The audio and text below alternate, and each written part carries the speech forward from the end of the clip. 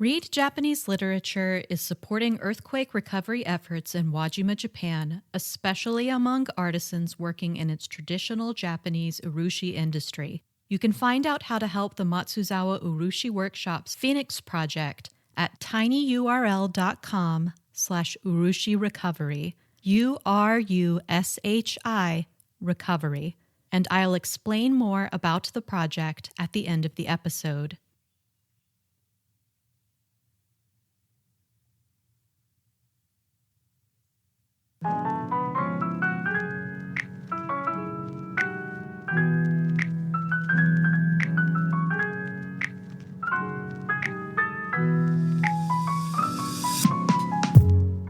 This is Read Japanese Literature. My name is Allison Fincher. Read Japanese Literature is a podcast about Japanese fiction and some of its best works. All the works we discuss are available in translation, so you can read along if you want. You can find out more at readjapaneseliterature.com. Happy Valentine's Day, or at least Valentine's Week. It turns out that I prepared way too much content to get recorded and edited in time for a February 14th release. But today, Read Japanese Literature is taking a look at misogyny in Japanese literature alongside the life and work of Yukio Mishima. To deal with all that extra content, we've actually broken our story into 2 episodes for your listening convenience, but they are definitely intended as a set. Part 1 begins with a little bit of context about the history of attitudes about women in Japanese culture. I'll say now and I'll say again that misogyny is not a problem exclusive to Japan. We'll move on to the way those attitudes about women have played into modern Japanese literature, including the work of some of Japan's most celebrated authors. In Part 2, we'll take a look at Yukio Mishima. We'll include content from Confessions of a Mask. Confessions of a Mask is an I-novel, a sort of pseudo-biographical account of Mishima's life. We'll pull biographical details and examples of misogyny from many of his other novels. And I'll offer up some of my own theories about Mishima and gender, for whatever they're worth. A few quick content warnings for both episodes. This episode will, obviously, include a lot of examples of misogyny, and there will be 2 references to rape in 2 different novels. The rest of the content warnings apply mostly to Part 2. There will be references to internalized homophobia. Yukio Mishima's sincerely held beliefs are a little hard to puzzle out, as we'll discuss, but the man said some fascist things, and it is never my intention to promote fascism. Mishima's political beliefs aren't really a part of our discussion today anyway. Finally, Yukio Mishima's life story ends with his suicide. You won't be able to easily jump around any of these issues. If they are a problem, it's probably better to skip Part 2. Patreon content this time includes a lot more about the role of women in Japanese history and some more biography from Mishima's life. Of course, the main reason to join Patreon is to support the podcast. For this episode, Patreon supporters helped purchase an important biography of Mishima that really helped prepare. Thank you. It isn't too late to sign up. Patreon.com/read Japanese literature.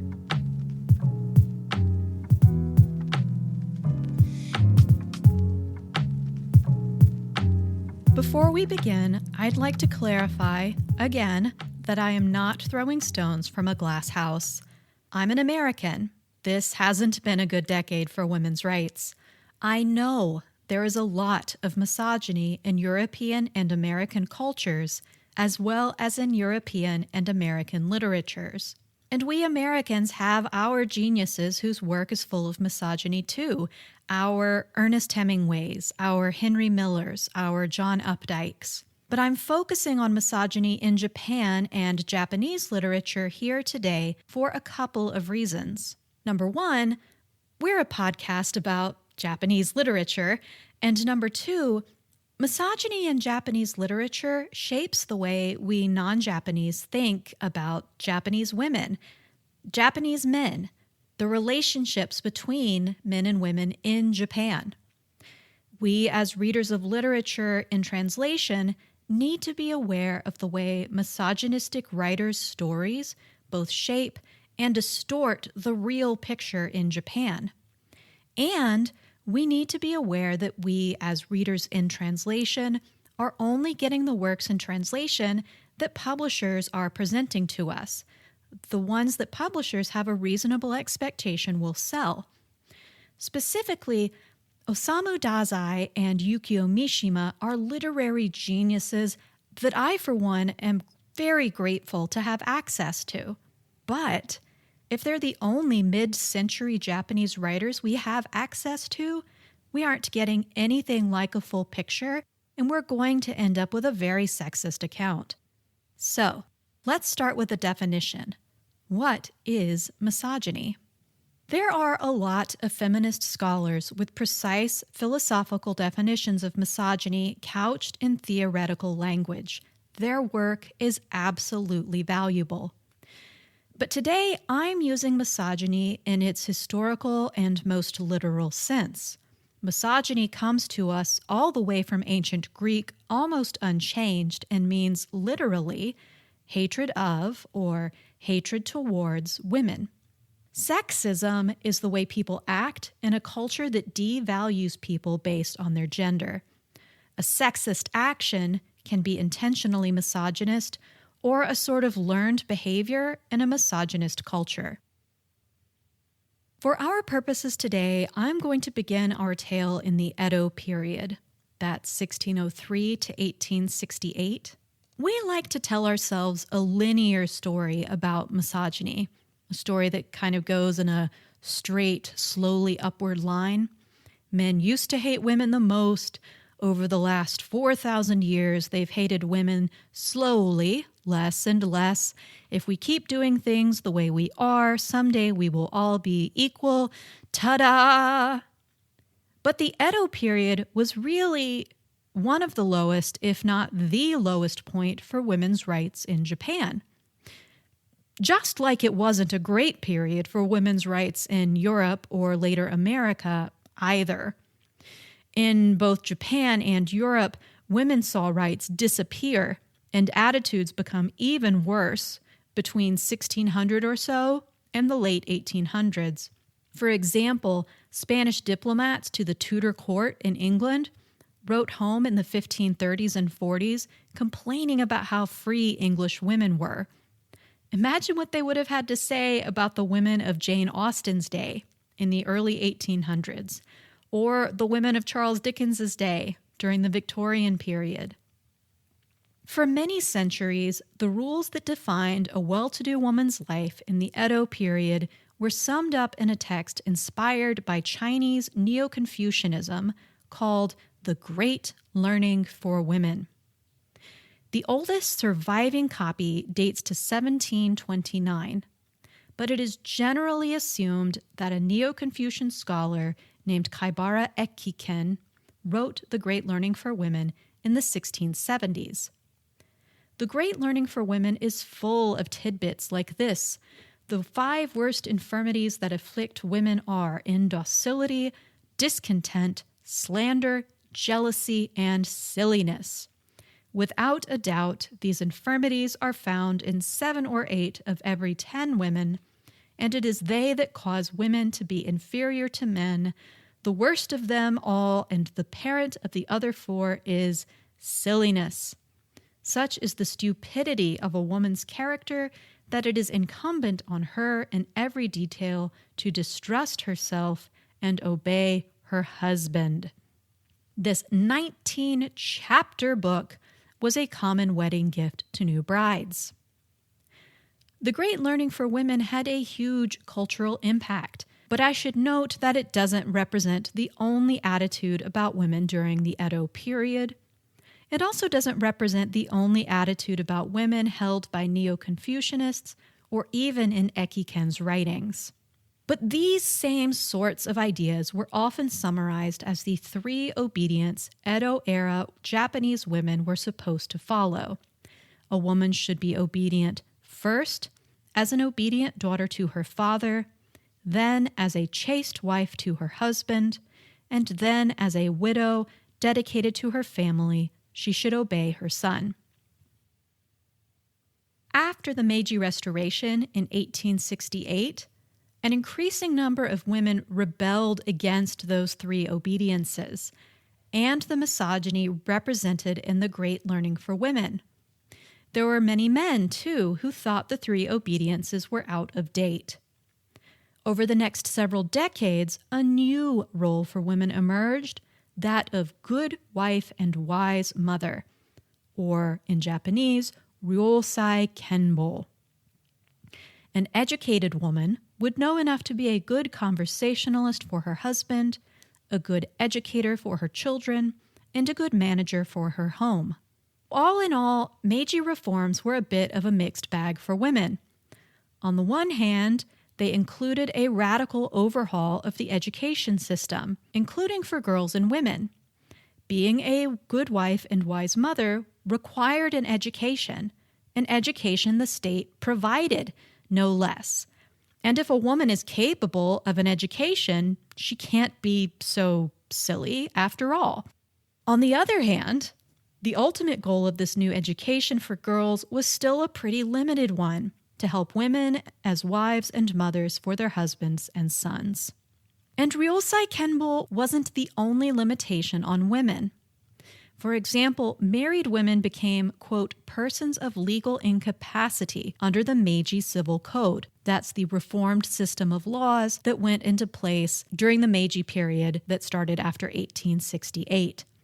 That means they weren't legally competent to make their own decisions about their property or, for the most part, about their own persons.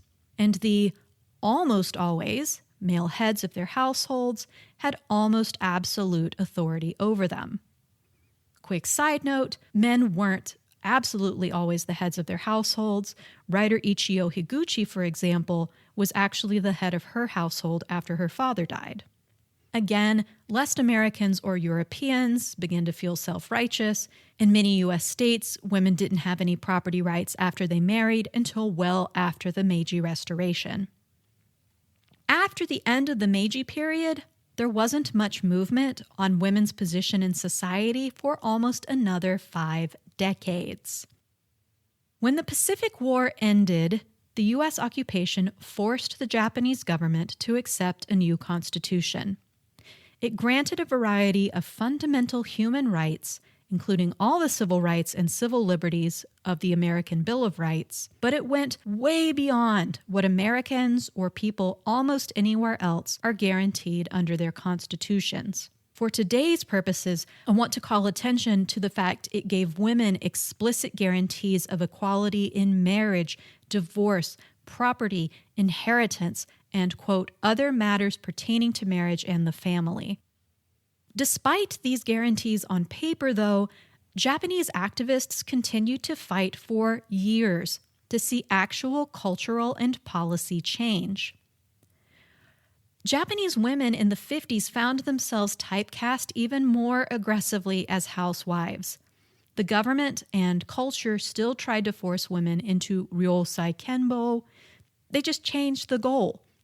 Instead of military success and imperial glory, good wives and wise mothers would benefit Japan's economic miracle. Men would go to work, earn the money, support the economy.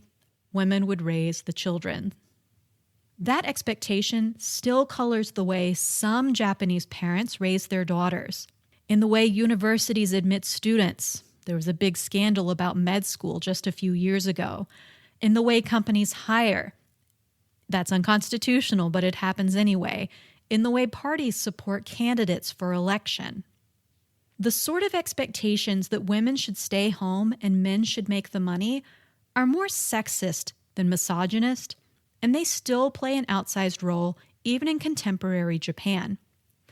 If you're interested in sexism in contemporary Japan, you might want to take a listen to last year's Valentine's Day episode, Sexlessness in Japanese Fiction.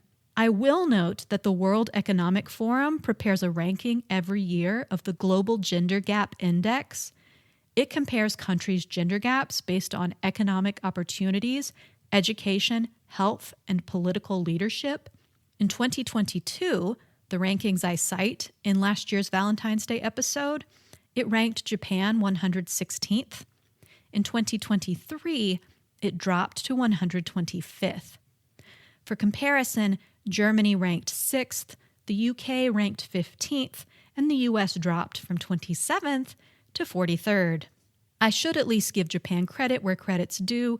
Japan handily beats Germany, the UK, and the US on relative educational attainment, which is a valuable accomplishment. But today, we're interested in misogyny. And there is certainly visible misogyny at the centers of Japanese political life. We've talked a good deal about Mieko Kawakami. She's a writer with a strong feminist bent. She has claimed, quote, "If things are going to change in Japan, we need that generation of chauvinist politicians, all with vested interests, to retire collectively." To back her up, I offer several notorious gaffes by Japanese politicians in the last 2 decades that more or less amount to saying the quiet misogynist part out loud. In 2007, then 71-year-old Health Minister Hakuo Yanagisawa made a speech about the nation's birth rate in which he bemoaned the fact, quote, "The number of women aged 15 to 50 is fixed because the number of child-bearing machines and devices is fixed. All we can ask for is for them to do their best per head." He then attempted to backpedal, although it may not be so appropriate to call them machines. In 2013, one reporter challenged the head of the Japan Family Planning Association. Why did a recent report published by the association have so much more data about men than women? "Sexual drive comes from males," he responded. "Females do not experience the same levels of desire." In 2021, Japan's ruling Liberal Democratic Party suggested that 5 female lawmakers could observe its overwhelmingly male board meetings. For listeners not familiar with Japanese politics, the LDP is actually a conservative party, and it has controlled Japan more or less continuously since World War II. The 82-year-old LDP secretary, Toshihiro Nikai, told the press it was important for women to, quote, "fully understand what kind of discussions were happening and to take a look. They wouldn't be allowed to talk, only submit opinions afterward." These remarks were quite poorly received on the heels of remarks that forced the then 83-year-old head of the Tokyo Olympics Organizing Committee to resign. Yoshihiro Mori was not only the head of the Tokyo Olympics Organizing Committee, he was also a former prime minister. The organizing committee was considering increasing the number of female board members. Of 24 members, only 5 were women. Mori's response was, quote, "If we increase the number of female board members, we have to make sure their speaking time is restricted somewhat. They have difficulty finishing, which is annoying. We have about 7 women at the organizing committee, but everyone understands their place." Before resigning, he tried to brush off the remarks with that classic defense, "My wife and daughters have already nagged me about it." And in 2023, Japan's then Minister for Gender Equality and his team wore vests to simulate pregnant bellies and breasts in support of women.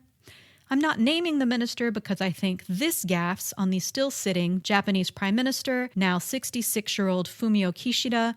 The men had to wear the vests because the committee members supporting women's equality were all men. I could go on with more examples. I'm not going to. To be completely fair, one of the worst offenders is actually a woman, 56-year-old Mio Sugita, who won a vote by the organization No to All Sexist Public Speeches. The group held a 2021 annual award for Most Sexist Comment. Her award-winning remark was to fellow party members at a briefing about support for victims of sexual assault. Her remark was, "Women can lie as much as they like."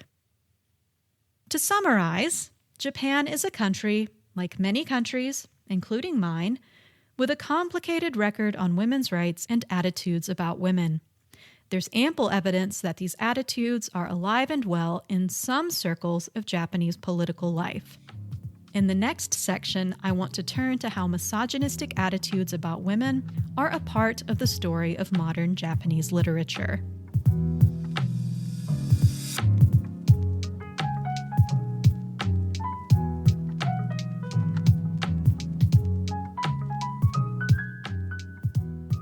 Misogyny in Japanese literature is something of a twofold phenomenon, or at least something we can kind of approach from two angles. There's misogyny within the literary establishment that has affected women writers. In the past, it has kept them out of the industry by either simple sexism or misogynistic attitudes. Today, it still affects the way their work is received at home and abroad. And there are examples of misogyny in the work of Japanese writers of all genders, but especially men. And as you'll see, misogyny often appears in the work of Japan's best beloved writers. We've covered the effects of sexism and misogyny on women's writers a good bit in episodes on the women writers of Meiji Japan in Season 1 and Translating Japanese Women in Season 2. Longtime listeners will have heard my rant about the representation of Japanese women in English translations more than once.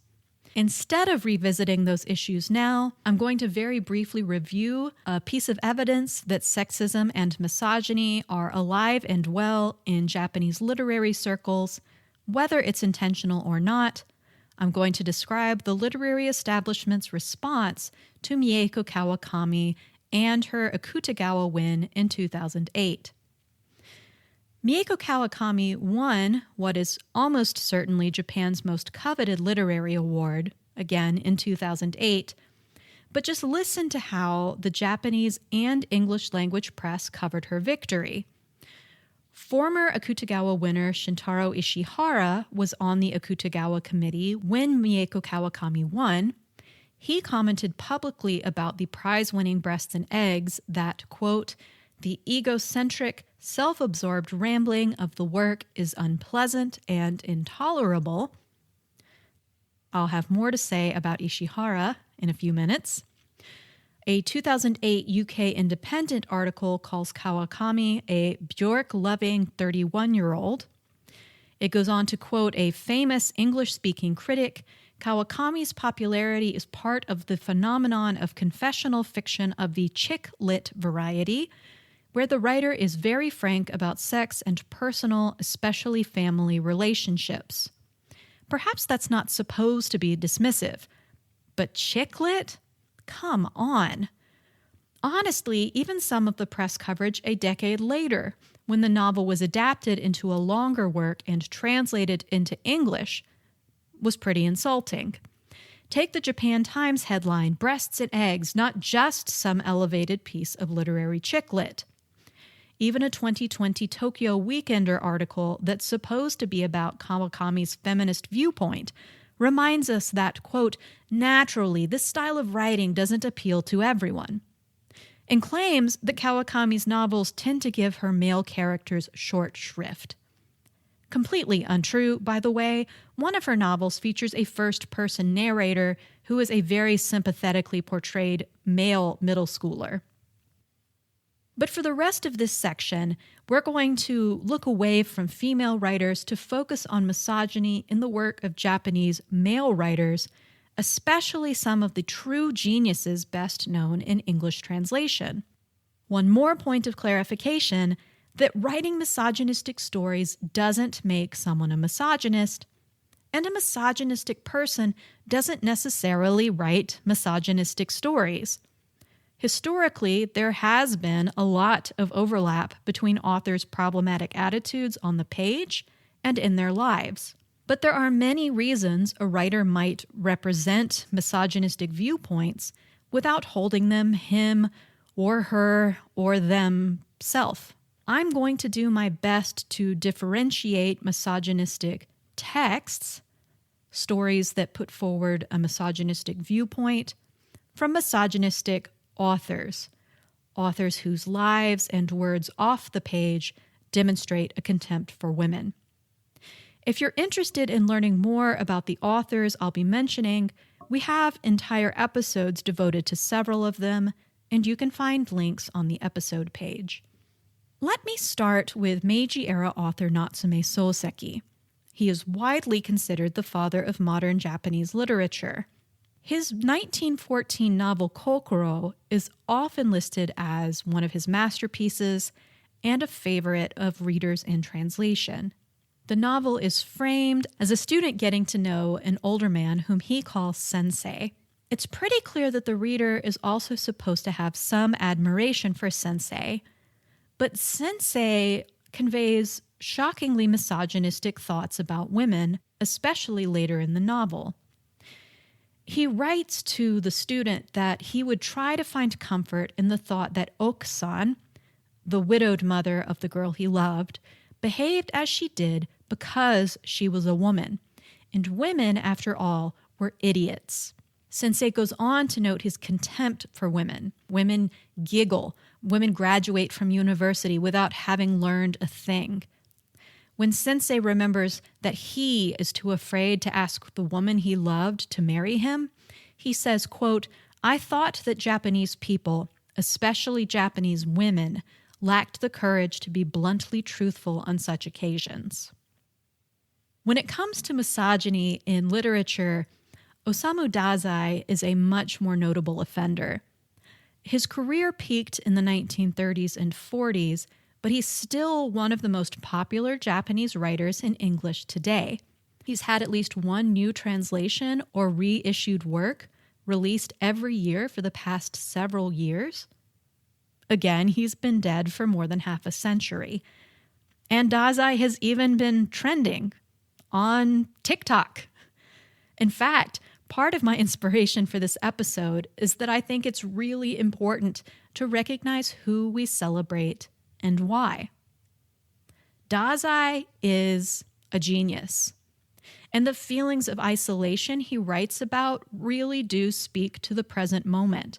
But that doesn't make the attitudes about women on the pages of his novel any less problematic.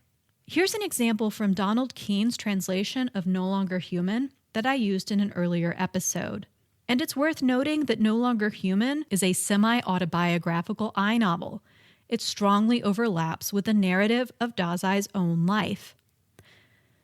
The narrator notes, "I have often felt that I would find it more complicated, troublesome, and unpleasant to ascertain the feelings by which a woman lives than to plumb the innermost thoughts of an earthworm. Long personal experience has taught me that when a woman suddenly bursts into hysterics, the way to restore her spirits is to give her something sweet." Personally, I found the story Villon's Wife, republished in the collection Early Light, even worse. This one is told from a woman's perspective, supposedly. This time, the wife of a Dazai stand-in is front and center. The Dazai stand-in has all but abandoned her and their malnourished 4-year-old. The wife must eventually take a job at a bar to pay for her husband's drinking debts. The narrative heavily implies this is a positive turn of events for everyone involved. "Why has such a good plan never occurred to me before?" she asks herself. "All the suffering I have gone through has been because of my own stupidity."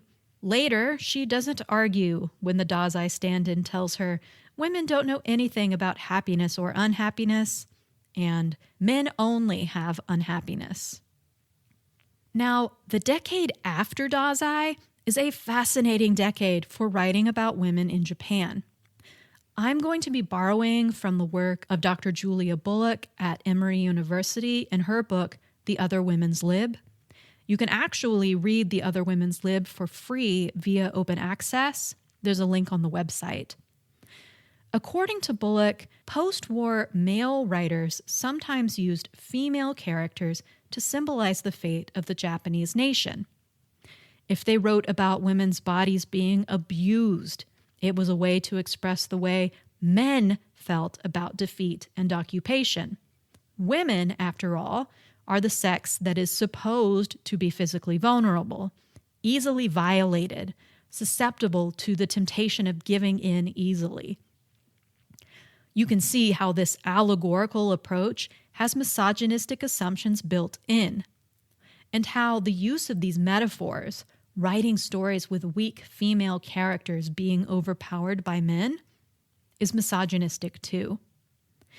Even a decade later, in the 1960s, male writers were still writing the same kinds of stories. Male characters needed to reassert the masculinity they lost with the war and occupation by dominating female ones, often violently. The situation was probably complicated by the new rights granted to women under the 1945 Japanese Constitution that we discussed a few minutes ago. These newly granted rights quite probably seemed threatening to many men. I'd have to do way more research to fully support this claim, but I think we can infer that at least some men in the literary establishment felt threatened. The 1950s are the only decade in which not a single woman won the Akutagawa Prize, and that includes the 1930s and 40s. People familiar with his reputation as one of Japan's great leftist writers may be shocked to know that Kenzaburo Oe is guilty of this misogyny through allegory. Margaret Hildebrand at Oxford University isn't the only scholar to notice misogyny in Oe, but she helpfully pulls out 5 early career occupation narratives by Oe to demonstrate. I don't believe any are available in English translation. But in each, a young Japanese male, usually an intellectual, is caught up in a love affair between an older Japanese prostitute and her foreign patron or patrons. And those patrons are usually American. Oe published all 5 of these stories in pretty quick succession between 1958 and 1959. As Oe progresses from story to story, the prostitute becomes a little bit more sinister. The story seems a little less allegorical, a little less anti-US, and a little more anti-prostitute, or even just anti-women. By the 5th story, the only novel, the prostitute has gone from just being kind of tired to pretty gross. Malodorous breath, flabby form, poisonous genitalia. In the 3rd and 5th stories by print date, the male protagonists can't get it up anymore, and they blame their impotence on the woman. I'm not sure I've ever seen that particular narrative trope used in a story that wasn't misogynistic. For my own part, I noticed and was bothered by a scene in Nip the Bud's Shoot the Kids, a book we discussed in an earlier episode. The middle third of the book portrays what is more or less a pastoral ideal society of kids, almost all boys, left alone without adults. Nevertheless, there's a scene of the boy narrator having questionably consensual sex with the young girl he's in love with. The reader doesn't get any sense, though, that something has happened that shouldn't have. Nip the Buds was published in Japanese at about the same time as the stories Hildebrand addresses. Nip the Buds is available in English, translated by Paul St. John McIntosh and Maki Sugiyama. Now, to be completely fair to Oe, his misogynistic writing is mostly early in his career. Some feminist critics have praised what Hildebrand calls the earthly and empowered representations of women that recur across his fiction. And Oe was a vocal champion of the rights of comfort women. Comfort women are women that Japan compelled into prostitution during and shortly after World War II. It's been a highly contentious issue in Japan really for about the last 70 years. Shintaro Ishihara is a writer of the 1950s who doesn't really have allegorical language as an excuse. He is perhaps one of the very worst offenders. And that's because he went on to become a politician, and we know that the assumptions he made about women applied not only on the page, but off of it as well. We mentioned his sexist comments about Mieko Kawakami earlier in the episode. Other comments about women include one made in 2001 to a women's magazine that, quote, "Old women who live after they have lost their reproductive function are useless and are committing a sin." Ishihara won the Akutagawa for Taiyo no Kisetsu, translated as Season of Violence, but more literally Season of the Sun, in 1956. The story is about a decadent young man who gets a girl pregnant. He can't decide if being known as a father will make him look more or less masculine. While he dithers, she decides to have an abortion, a dangerous procedure now that she's waited 4 months. It kills her. Of course, the story is more complicated than that, worth a read for its historical importance, but it's full of the young man's misogynist attitudes. Gems like, quote, "His friends only thought of their women as things as time went on, and this nursed the overly indulgent nature of their mother's love. One mother's son found out about his mother's affair and kicked her in the face. His friends heard of this and treated him with the greatest respect." One character, quote, "acquires girls just as a woman would add a dress of the latest style to her wardrobe. Like the double-layered problem there? He and his friends regarded women as indispensable accessories." We don't have many widely translated authors from Japan from the 1970s and 80s. Kobo Abe is the big exception. There are certainly examples of highly objectionable things happening to women in his work, but I can't think of any well-noted examples of outright misogyny. I did spend some time searching the internet and academic databases. I've only read a fraction of Abe's work myself. I'm very happy to post corrections. In the 1990s and 2000s, the main voice in Japanese translation was, of course, Haruki Murakami.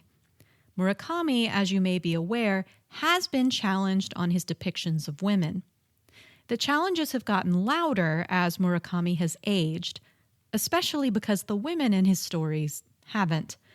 The narrator-protagonist of 1995's The Wind-Up Bird Chronicle has a teenage confidant who shares information with him. Pretty personal information. Murakami would have been about 46 years old when that one was published.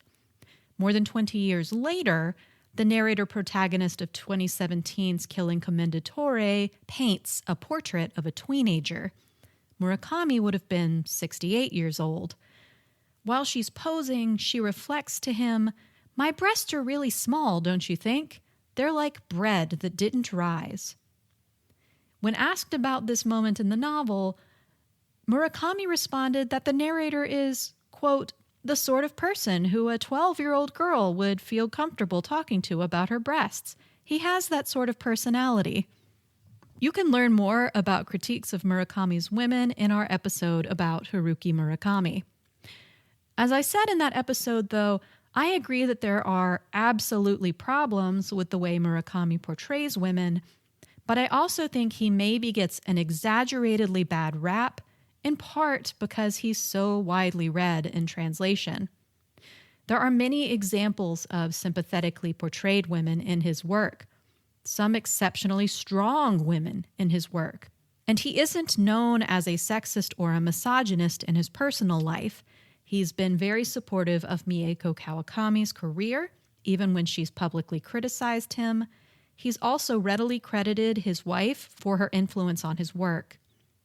And I hope after today you can see that there are much worse offenders among the darlings of the Japanese literary establishment, among whom Murakami isn't really included.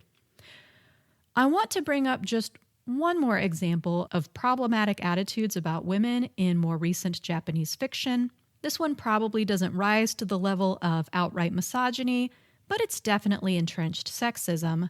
Toshikazu Kawaguchi's perennially popular Before the Coffee Gets Cold, translated into English by Jeffrey Truselot. Full disclosure, I can only discuss the first book in this series because it bothered me so much I haven't read any of the others. Before the Coffee Gets Cold is a problem because the women in the story are made happy only when they conform with traditional gender norms. Obey your parents, get married, sacrifice yourself. One character decides to wait on her sort of okay boyfriend to return from a job abroad. It'll make her parents happy if she gets married. Another gets guilted into continuing to act as a wife for her husband after he loses his memory to dementia, not just as a nurse, which she was willingly doing. Another free-spirited 24-year-old woman finds happiness by giving up her independent lifestyle to fulfill her family's expectations. She takes over the traditional family inn. The last woman, a diabetic, dies giving birth to her daughter, knowing in advance that this is going to happen. I mean, yeah, any of these choices might make a woman happy, but taken as a whole, this is a pretty clear throwback to the 1950s version of Good Wife, Wise Mother. Now, this is not a hopeless account. There is so much Japanese literature available that does not have sexist or misogynistic undertones.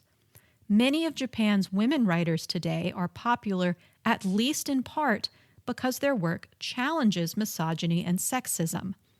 Sayaka Murata's Convenience Store Woman, translated by Jenny Topley Takamori, and Emi Yagi's Diary of a Void, translated by Lucy North and David Boyd, are pretty aggressive statements against misogyny and or sexism. And there are plenty of male writers whose writing doesn't reflect misogynistic attitudes. Off the top of my head, I can't think of any examples of misogyny in the translated work of Hideo Furukawa, Shun Meidoruma, Tomihiko Morimi. And let me mention one book that was translated in the last year that's another powerful statement against misogyny and sexism, written by a man, Ao Omae. It's People Who Talk to Stuffed Animals Are Nice, translated by Emily Balistrieri. Omae, again, is a male author, and the protagonist of the title story spends a lot of time thinking about the misogynistic or sexist viewpoints held by the other college students who spend time around him. When you think these ways, the narrator concludes, you end up conscious of turning people and being turned into something consumable. The whole collection of stories is marvelously anti-sexist and anti-misogynist. Highly recommended.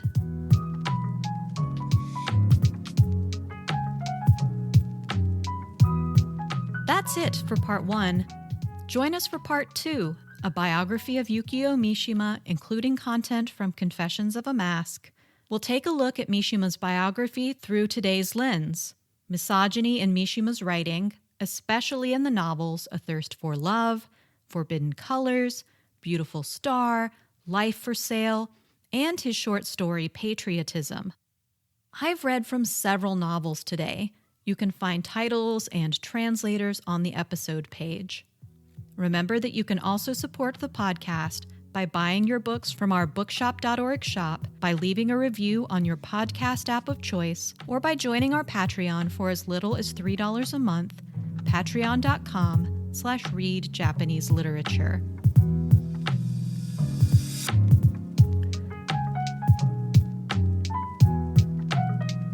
We'd love to hear from you about the podcast. There are so many ways to stay in touch. Through the website, Blue Sky at readjapaneselit.bsky.social, Instagram also at readjapaneselit, YouTube /@readjapaneseliterature. I'm not posting much content on Twitter, but you can find new episode updates there too at readjapaneselit. Thank you to the Japanese literature groups on Goodreads and Facebook, and to the Japanese literature communities on Blue Sky and Twitter. And thank you, as always, to producer Kime for today's music, kimemusic.com. At the beginning of the episode, I promised to tell you a little bit more about the Matsuzawa Urushi Workshop's project. Here's their statement. Japanese urushi has a history of 9,000 years, using the sap collected from natural urushi trees as a raw material. Urushi is used in a wide range of fields, such as temple and shrine architecture, Buddhist statues, urushi wear, decorative items, and art. It continues to have a significant impact on Japanese culture today. On January 1st, 2024, the Noto Peninsula, home to Wajima City, in urushi craftsmanship, was struck by a devastating earthquake. Workshops, homes, equipment, and tools were lost. Some artisans died. The urushi industry is based on a long accumulation of expertise, so this disaster is a severe blow. As a result, Matsuzawa Urushi Workshop in Iwate Prefecture is calling for donations to support them. The workshop is also selling Phoenix fountain pens for the reconstruction of Wajima. Many things were lost due to the earthquake, but without long-term public and private cooperation, the unique, regional urushi culture may disappear. Again, you can find out how to help at tinyurl.com/urushi recovery, URUSHI recovery, tinyurl.com/urushi recovery. There's also a link on the episode page. Read Japanese Literature is promoting the project solely as a gesture of support.